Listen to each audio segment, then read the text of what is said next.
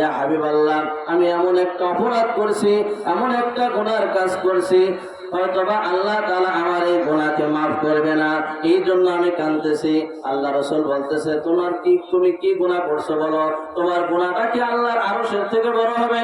যুবক, নওজোয়ান যুবক বলতেছে, ইয়া রাসূলুল্লাহ, ইয়া হাবিবাল্লাহ, আমার মন বলে যে আমার গুনাহটা আল্লাহর আরশের থেকে বড় হবে। আল্লাহু আকবার।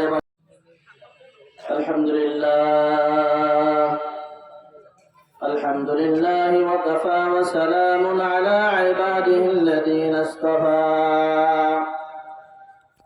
أما بعد فأعوذ بالله من الشيطان الرجيم بسم الله الرحمن الرحيم إلا من تاب وآمن وعمل عملا صالحا فأولئك يبدل الله سيئاتهم حسنات وقال النبي صلى الله عليه وسلم كلكم قطعون दुनिया हम सब मुसाफिर हैं वही आखिर ठिकाना कोई आगे रवाना है कोई पीछे रवाना ला इलाहा इल्लल्लाह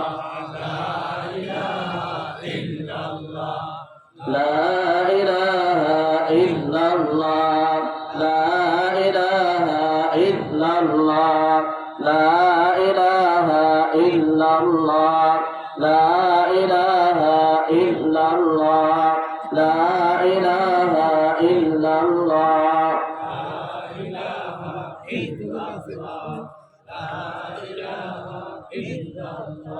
ला इलाहा इल्लल्लाह ला इलाहा इल्लल्लाह ला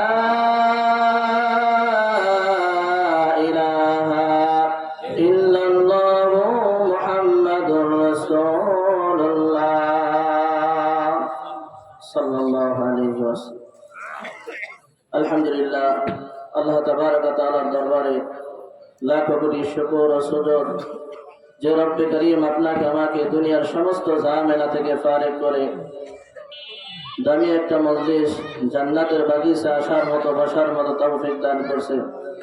সে মহান সত্তার দরবারে অন্তরের স্থল থেকে কালিমাতুশ শুকরিয়া আদায় করি, বলি আলহামদুলিল্লাহ। দীর্ঘ একটি বছর পরে আমার এখানে দেখা হলো, কথা বলেন ঠিক কিনা? এই একটি বছর জন্য কত মজাহাদা, কত কষ্ট, কত ক্লাস করে এখানে আসছি না ভাই? কালকে এখানে কি আর বয়ান হবে? হাজারো চেষ্টা করলে হবে? তো এই যে সময়টা যে আল্লাহ তাআলা আপনাকে আমাকে দিল, এই সময়টা দিল আমি কাজে খাটাইতে পারি, কথা বলেন ঠিক কি? কিয়ামতের ময়দানে এই সময়েরও হিসাব হবে, হবে না? এই জন্য কিছু সময় মজলিসে থাকা, হাদিসের ভিতর আছে মাজলিসু ফিকহিন খায়রুম মিন ইবাদাতি 60 সানা, বলেন সুবহানাল্লাহ।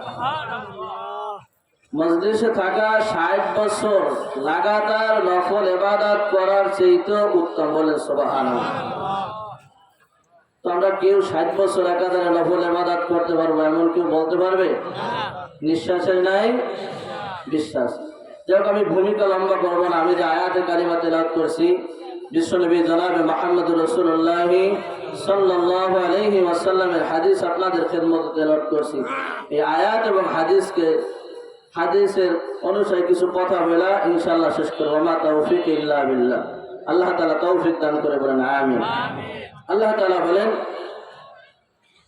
ইল্লা মান তাবা ওয়া আমানা ওয়া আমিলা আমালান সালিহান فأولئك يبدل الله سيئاتهم حسنات। আল্লাহ তাআলা সূরাতুল ফুরকান 25 নম্বর সূরা, আল্লাহু আকবার 21 নম্বর পারা, সূরা ফুরকানের 70 নম্বর আয়াতে কালিমায় আল্লাহ তাআলা বলতেছে, কোন বান্দা যদি গুনাহ করে, গুনার পরে অনুতপ্ত হয়ে তওবা করে, তওবা করে ফিরে আসে আল্লাহর দিকে, আল্লাহ তাআলা বলে ওই বান্দার পিছনের সমস্ত গুনাহগুলো আমি আল্লাহ তাআলা মাফ করে দেব। বলেন সুবহানাল্লাহ। শুধু আমি আল্লাহ তাআলা মাফ করে দেই না, ওই বনি আদম যতটা গুনাহ করছে আমি আল্লাহ তাআলা ওই গুনার জায়গায় ওই নেকি দিয়ে আমি গুনাহগুলোকে পরিবর্তন করি। বলেন সুবহানাল্লাহ। আল্লাহু আকবার কবীরা। যেহেতু আমরা পূর্ণ বিশ্বের দরবারে আছি, আল্লাহু আকবার এখান থেকে খাটি দিলে তওবা করে ফিরে যাব। কথা বলেন ঠিক কিনা? কারণ নিঃশ্বাসের নাই কোনো বিশ্বাস। কথা বলেন ঠিক কিনা? আল্লাহু আকবার। আপনি আমি কি গুনাহগার, এর চাইতে বড় পাপিষ্ঠকে আল্লাহ তাআলা মাফ করছে। আল্লাহু আকবার। খলিফাতুল মুসলিমিন হযরত ওমর ফারুক রাদিয়াল্লাহু তাআলা আনহু রাস্তা দিয়া যাইতেছে, পথ চলতেছে। আল্লাহু আকবার। এক নওজোয়ান যুবক অজর ঘরে কাঁদতেছে আর লাফাইতেছে, রাস্তার ভিতর গড়াগড়ি খাইতেছে। আমিরুল মুমিনের দিলে একটু ব্যথা লাগলো। যুবক, নওজোয়ান যুবক কেন কান্নাকাটি করতেছে, কি কারণ? কারণটা জিজ্ঞাসা করলেন। আমিরুল মুমিনের কলব এত শক্ত। আল্লাহু আকবার। যত সাহাবী আছে তার ভিতর আমিরুল মুমিনের কলব হলো বেশি শক্ত। আল্লাহ রাসূল বলেছে আশাদতুহুম ফি আমরিল্লাহি ওমর। আমার ওমরের কণ্ঠ, ওমরের দিলটা হইল বেশি কঠোর। কথা বলেন ঠিক কিনা? আবু বকরের সাথে আল্লাহ রাসূল বলতেছে আরহাম উম্মতি বি উম্মতি। আবু বকর বলেন সুবহানাল্লাহ। এই শক্ত দিলের মানুষ ওই যুবকের কান্না দেখা দাঁড়ায় গেছে। বলতেছে, যুবক তুমি কান্না করতেছো কেন? কারণটা কি? আমিরুল মুমিনিন, আমার কষ্টের কথা তোমার কাছে বললে কিছু হবে না। আমি তোমার নবী জনাবে মুহাম্মদুর রাসূলুল্লাহ সাল্লাল্লাহু আলাইহি ওয়াসাল্লামের কাছে আমার কষ্টের কথা আমি বলতে চাই। আমিরুল মুমিনিন বলতেছে, নওজোয়ান যুবক, হুজুরের নবীর কাছে বলা আর আমার কাছে বলা একই বলা। তুমি নবীর কাছে কি বলতে চাও, তাই সেই কথাটা আমার কাছে বললেই হবে, আমার কাছে বলো। নওজোয়ান যুবক বলতেছে, না আমিরুল মুমিনিন, তোমার কাছে আমার এই কষ্টের কথা বললে আমার সমাধান হবে না। চলো হুজুর সাল্লাল্লাহু আলাইহি ওয়াসাল্লামের কাছে যাই। রাসূলের কাছে যাইয়া আমার কষ্টের কথা, আমার দুঃখের কথা আমি রাসূলের কাছে বর্ণনা দেব। আল্লাহু আকবার। নওজোয়ান ওমর রাদিয়াল্লাহু তাআলা আনহুকে নিয়ে সামনে চলতেছে। আমিরুল মুমিনিন আল্লাহু আকবার খলিফাতুল মুসলিমিন হযরত ওমর ফারুক রাদিয়াল্লাহু তাআলা আনহু ওই যুবকরা দাঁড় করায় বলতেছে, দাঁড়াও এখানে, আমি দেখি আল্লাহর পয়গম্বর কি করতেছে। আল্লাহ রাসূল সাল্লাল্লাহু আলাইহি ওয়াসাল্লামের কাছে যেয়ে বলতেছে, ইয়া রাসূলুল্লাহ, ইয়া হাবিবাল্লাহ, এক যুবক, নওজোয়ান যুবক এমন ভাবে কান্নাকাটি করতেছে যে যুবকের কান্না দেখা আমি ওমরের দিলটাও নরম হয়ে গেছে। ইয়া রাসূলুল্লাহ, ইয়া হাবিবাল্লাহ, আপনি অনুমতি দিলে আমি ভিতরে আনতে চাই। আল্লাহ রাসূল বললেন, নিয়ে আসো, ওমর তাকে আমার কাছে নিয়ে আসো। আল্লাহু আকবার। আমিরুল মুমিনিন যখন ডাক দিলেন, এবার নওজোয়ান যুবক যখন ভিতরে ঢুকলো, ভূমিকম্প হইলে যেরকম অবস্থা হয়ে যায়, কিছুদিন আগে বাংলাদেশে একটা ভূমিকম্প হয়েছে। কথা বলেন ঠিক কিনা? দিনটা ছিল শুক্রবার। যদি 10ই মুহররম হইতো তাহলে আর পৃথিবী ঠিকান যাইতো না। কথা বলেন ঠিক কিনা? অথচ ওই যুবক কেমন ভাবে কাঁদতেছে আর আল্লাহ রাসূল জিজ্ঞাসা করতেছে, যুবক তুমি কেন কাঁদো, তোমার কান্নার কারণ কি বলো? ইয়া রাসূলুল্লাহ, ইয়া হাবিবাল্লাহ, আমি এমন একটা অপরাধ করছি, এমন একটা গুনার কাজ করছি, হয়তোবা আল্লাহ তাআলা আমার এই গুনাহকে মাফ করবে না, এই জন্য আমি কাঁদতেছি। আল্লাহ রাসূল বলতেছে, তুমি কি গুনাহ করছো বলো, তোমার গুনাহটা কি আল্লাহর আরশের থেকে বড় হবে? যুবক, নওজোয়ান যুবক বলতেছে, ইয়া রাসূলুল্লাহ, ইয়া হাবিবাল্লাহ, আমার মন বলে যে আমার গুনাহটা আল্লাহর আরশের থেকে বড় হবে। আল্লাহু আকবার। এবার জিজ্ঞাসা করছে, যুবক তুমি কি গুনাহ করছো, তোমার গুনাহটা কি আল্লাহর দয়ার থেকে বড় হবে? আমার মন বলতেছে যে আল্লাহ তাআলার দয়ার থেকেও আমার গুনাহ বড় হবে।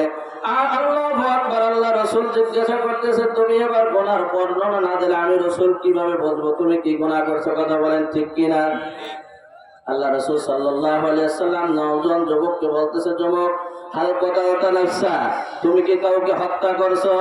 যুবক বলতেছে, লা ইয়া রাসূলুল্লাহ, ইয়া হাবিবাল্লাহ, আমি হত্যার মতো গুনার কাজ আমি করি নাই। হাল আশরাকা বিল্লাহ, তুমি কি শিরকের মতো অপরাধ করছো? কয় লা ইয়া রাসূলুল্লাহ, আমি শিরকের মতো গুনাহ করি নাই। আল্লাহ রাসূল এবার জিজ্ঞাসা করলো, যুবক তুমি এবার বলো কি গুনাহ করছো? যে গুনাহ তুমি শিরকও করো নাই, মানুষ হত্যা করো নাই, এমন কি গুনাহ করছো? নওজোয়ান যুবক গুনার বর্ণনা দেবে। হাদিসের ভিতরে আসছে যুবক এমন ভাবে কাঁপতেছে, ভূমিকম্প হইলে যেরকম ভাবে কাঁপে ওই রকম ভাবে কাঁপতেছে। আল্লাহু আকবার বলেন। এমন ভাবে কাঁপতেছে। আল্লাহ রাসূল জিজ্ঞাসা করতেছে, যুবক তুমি ভয় পেও না, তোমার গুনার কথা বলো। ইয়া রাসূলুল্লাহ, ইয়া হাবিবাল্লাহ, আমি হলাম একজন দুর্চরিত্র লোক, আমি একজন খারাপ লোক। সমাজের ভিতরে একটা লোক থাকলে খারাপ আমি আছি। কি বলো বলো? আমার একটা কাজ আছে, মানুষ যখন মারা যায় তখন কি করি? ওই মানুষ মারা গেলে আত্মীয় স্বজন যখন কবরস্থান থেকে চলে যায়, রাতের গভীরে মানুষের চোখ ফাঁকি দিয়া আমি ওই কাপড়টা নিয়ে আইসা আমি বাজারে বিক্রয় করি, এরপরে এইয়া দিয়া আমি সংসার চালাই। আল্লাহ রাসূল বলতেছে, তারপরে কি হলো বলো? ইয়া রাসূলুল্লাহ, ইয়া হাবিবাল্লাহ, আমি সংবাদ পাইলাম মদিনায় আনসারী গোত্রে একটা মহিলা সুসজ্জিত এমন একটা মেয়ের মৃত্যু হইল, তার কবরটা অমুক জায়গায়। আমি সংবাদ পাইয়া মানুষ আত্মীয় স্বজন যখন চলে গেল, গভীর রাত্রে মানুষের চোখ ফাঁকি দিয়া আমি ওই কবরস্থানে গেলাম। কবরস্থানে যাইয়া আমি কবর খনন করলাম। কবর খনন করার পরে কবরের ভিতর ঢোকার পরে পাঁচটা কাপড় আমি টান দিয়ে যখন উঠতেছিলাম, এবার শয়তান আমার ঘাড়ে পা দিয়ে বলতেছে, হ্যাঁ যুবক, তুমি শুধু 5টা কাপড়ে রাজি হয়ে গেলা, তোমার 10টা আলমারিরা দেখো কবরের ভিতর যারা রাখা হয়েছে, এমন সুন্দরের রূপসী রমণী কোনোদিনও তুমি দেখো নাই। তুমি চাইলে এই মুহূর্তে তুমি তার সাথে জেনা করতে পারবা। বলেন নাউজুবিল্লাহ। ইয়া রাসূলুল্লাহ, ইয়া হাবিবাল্লাহ, শয়তানের পক্ষ বলে আমি পড়ে গেলাম। টসটা লাগাই দেখলাম আসলে এত বড় সুন্দরী রূপসী আমি জীবনে কোনোদিন দেখি নাই। এবার শয়তান প্রবল দেখাইতেছে, তুমি যদি জেনা করো তোমাকে কেউ নিষেধ করবে না, মেয়েটাও তোমাকে বাধা দেবে না, তুমি এই কাজটা করলে তুমি এখন করতে পারো। ইয়া রাসূলুল্লাহ, ইয়া হাবিবাল্লাহ, শয়তানের কপ্পলে আমি পড়ে গেলাম। শেষ পর্যন্ত আমি এই মৃত্যু মেয়ের সাথে আমি জেনার মতো একটা জঘন্য পাপ করতে রাজি হয়ে গেলাম। বলেন নাউজুবিল্লাহ। কাম কমপ্লিট শেষ কাজ। এরপরে যখন আমি উঠে আসতেছি কাপড় নিয়ে, আল্লাহু আকবার, কবর থেকে আওয়াজ আসতেছে, হে যুবক, হে বনি আদম, তুমি আমাকে হাজার হাজার মানুষের সঙ্গে আমাকে উলঙ্গ করলাম, আমাকে তুমি নাপাক বানাই থুয়ে গেলা, হাসরের ময়দানে আমাকে তুমি নাপাক অবস্থায় ওঠার একটা ব্যবস্থা কইরা দিলাম। ইয়া রাসূলুল্লাহ, ইয়া হাবিবাল্লাহ, এই কথা যখন আমার কানে ভেসে আসছে, আমার দিল সাক্ষী দেয় মনে হয় ওই মেয়েটা এই কথা বলছে। আমি আর কাপড় নিয়ে নাই, কাপড় আসতে ছিঁড়ে দিছি কবরে। ইয়া রাসূলুল্লাহ, পাগলের মতো দৌড়ে আসছি, বাড়িও দেয় নাই, ঘরেও দেয় নাই, স্ত্রীরও খবর নিয়ে নাই। ইয়া রাসূলুল্লাহ, ইয়া হাবিবাল্লাহ, বলেন তো এবার আমার তওবা কবুল হবে কিনা? আল্লাহ রাসূল সাল্লাল্লাহু আলাইহি সাল্লাম বললেন, আসলে তো যুবক তোমার গুনাহটা বড় মারাত্মক। কথা বলেন ঠিক কিনা? যুবক তো সাহাবী, আল্লাহ রাসূল তো মুস্তাবাদুদ দাওয়াত, দোয়া করলে সাথে সাথে আল্লাহ তাআলা কবুল করবে।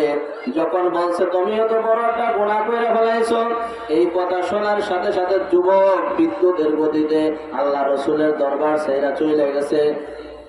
সপ্তাহ যাইতেছে, মাস যাইতেছে, যাইতে যাইতে 40 দিন হয়ে গেছে। কয়দিন বলেন? 40 দিন যখন পূর্ণ হয়ে গেল, আল্লাহ তাআলা হযরত জিবরিলকে পাঠিয়ে বলতেছে, জিবরিল যাও, আমার হাবিবকে 3টা প্রশ্ন করবা। কয়টা বলেন? 3টা প্রশ্ন করবা। 1 নম্বর প্রশ্ন করবা, এই কুল কায়নাত কে সৃষ্টি করেছে? এই সৃষ্টি করছে কে? এইটা প্রশ্ন করবা।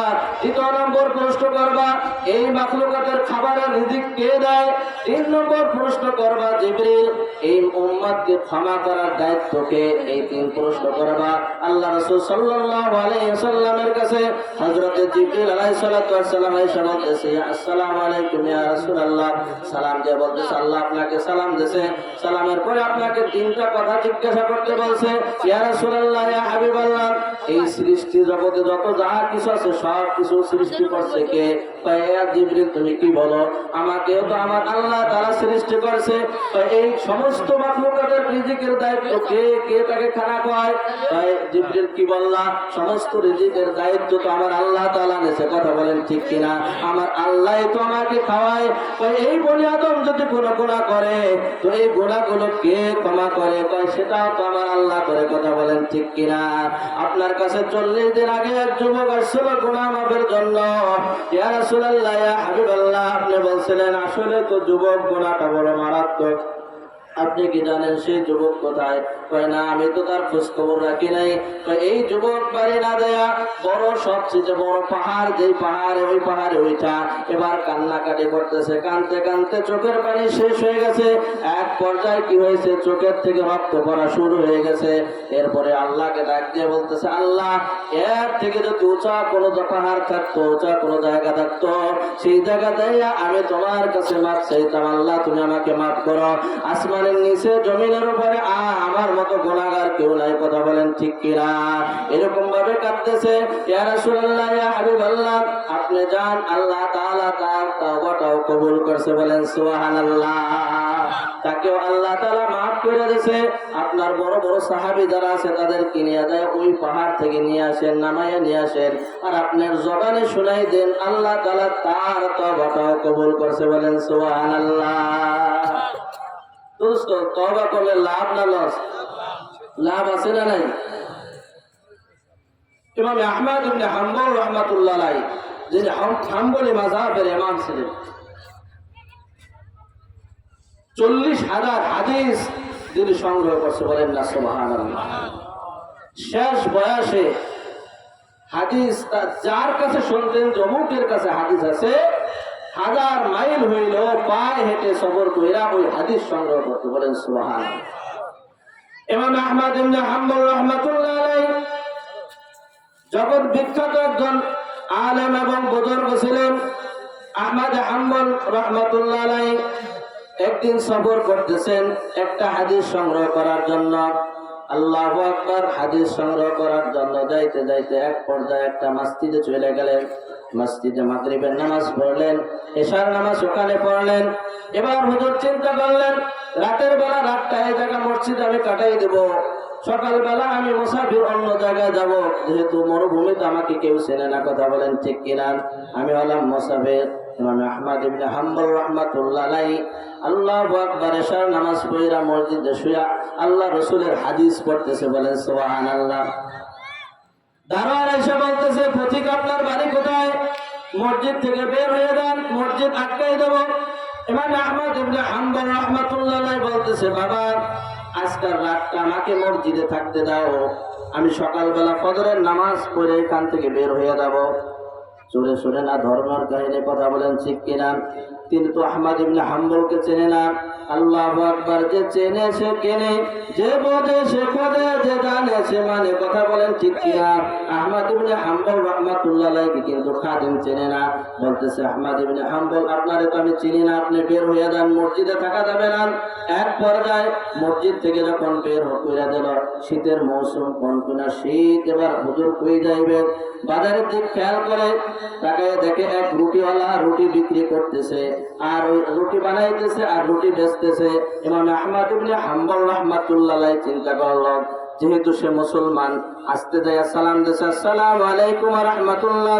সালাম দিয়ে বলতেছে, ভাই, আমি অমুক, আমার বাড়ি অমুক জায়গায়, তুমি কি আমাকে একটু তোমার কাছে চুলার কাছে থাকতে দেবা?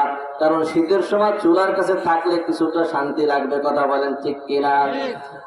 ওই যুবক, নওজোয়ান যুবক বলতেছে, ঠিক আছে, আলহামদুলিল্লাহ, আপনি তো মুসলমান, আপনি আমার চুলার কাছে থাকলে কোনো অসুবিধা নাই, বলেন সুবহানাল্লাহ।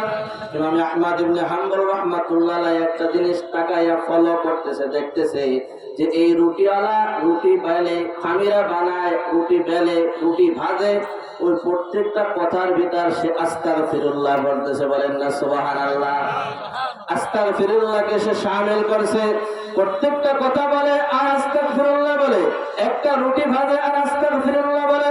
ইমাম আহমদ ইবনে হাম্বল রাহমাতুল্লাহ আলাইহি বারবার এই জিনিসটা খেয়াল করছে, জিজ্ঞাসা করছে, ভাই তুমি কি করো? বারবার তুমি আস্তাগফিরুল্লাহ আল্লাযী পড়ো, কারণটা কি আমি জানতে চাই। আস্তাগফিরুল্লাহ এটাকে আমার নিজের জন্য আমি লাজিম বানাই ফেলাইছি, বলেন সুবহানাল্লাহ। তো এই আস্তাগফিরুল্লাহ পড়ার কারণে আমার আল্লাহ তাআলা খুশি হইয়া আল্লাহ তাআলা আমাকে মুস্তাবাদুদ দাওয়া বানাই দিয়েছে, বলেন সুবহানাল্লাহ।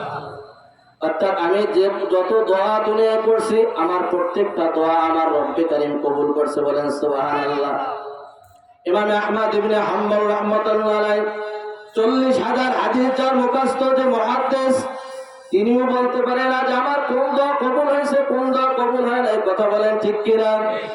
ইমাম আহমদ ইবনে হাম্বল রাহমাতুল্লাহ আলাইহি যুবক এবার আদর কইরা পেনেছে, এবার যুবক কাঁদতেছে, আর আহমদ ইবনে হাম্বল রাহমাতুল্লাহ আলাইহি কাঁদতেছে যে একজন রুটি বিক্রেতা সে মুস্তাবাদুদ দাওয়া হয়ে গেছে, বলেন সুবহানাল্লাহ।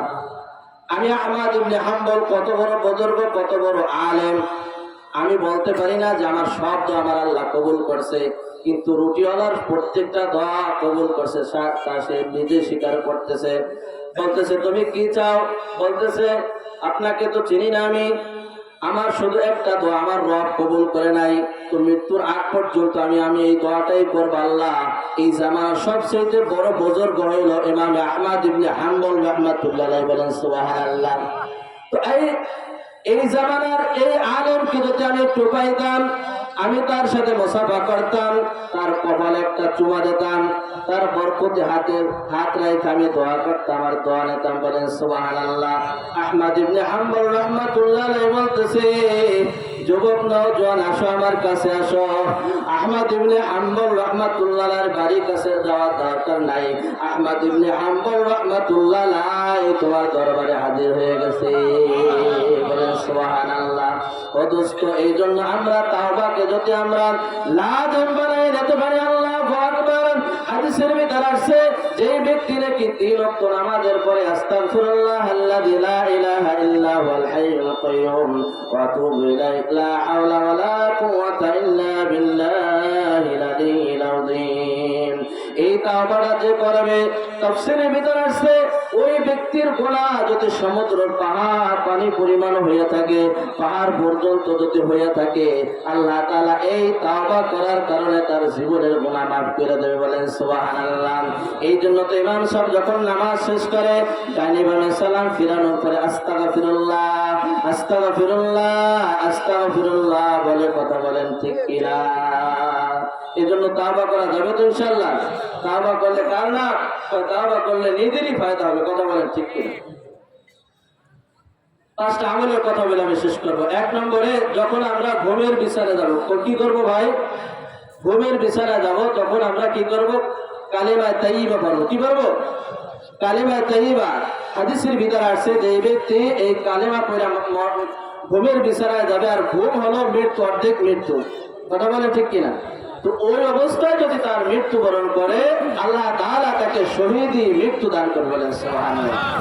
2 নম্বরে আমরা দরুদ শরীফ পড়ব। কি করব? দরুদ শরীফ পড়ব। এই দরুদ শরীফ কিয়ামতের ময়দানে শাফাআত করবে, বলেন সুবহানাল্লাহ। 3 নম্বরে 21 বার বিসমিল্লাহ পড়ব। কি করব? 21 বার বিসমিল্লাহ বললে আল্লাহু আকবার। হাদিসের ভিতর আছে প্রত্যেকটা শ্বাস টানতে আর বের করতে যতটা শ্বাস বের হবে ততটা সওয়াব আমলনামায় লেখা হবে, বলেন সুবহানাল্লাহ। 4 নম্বরে আয়াতুল কুরসি যারা আমরা পারি, ওই গান আল্লাহু লা ইলাহা ইল্লা হুয়াল হাইয়ুল কাইয়্যুম, এই আয়াতুল কুরসি পড়ে ঘুমাবো, সারা রাত আপনাকে আমাকে ফেরেশতায় পাহারাদারি করবে, বলেন সুবহানাল্লাহ। এরপরে তাওবা পড়ব, আস্তাগফিরুল্লাহ আল্লাযী লা ইলাহা ইল্লা হুয়াল হাইয়ুল কাইয়্যুম ওয়া আতুবু ইলাইহি লা হাওলা ওয়া লা কুওয়াতা ইল্লা বিল্লাহ। 3 বার এই তাওবা পড়ে যে ব্যক্তি ঘুমাবে সকালবেলা নিষ্পাপ মাসুম বাচ্চা হয়ে উঠবে, বলেন সুবহানাল্লাহ। আল্লাহ তাআলা সকলকে আমল করার তৌফিক দান করুন, বলেন আমিন। जो कुछ हुआ तेरी करो सुबह, যা কিছু হয়েছে আল্লাহর পক্ষ থেকে হয়েছে। কিছু কথা বলার তৌফিক দিয়েছে, তাই কিছু কথা আপনাদের সাথে শেয়ার করলাম। আল্লাহ তাআলা যেন সকল ভাইদেরকে আমল করার তৌফিক দান করে, বলেন আমিন। ওয়া আখিরু দাওয়ানা আলহামদুলিল্লাহি রাব্বিল আলামিন। আসসালামু আলাইকুম ওয়া রাহমাতুল্লাহি ওয়া বারাকাতুহু।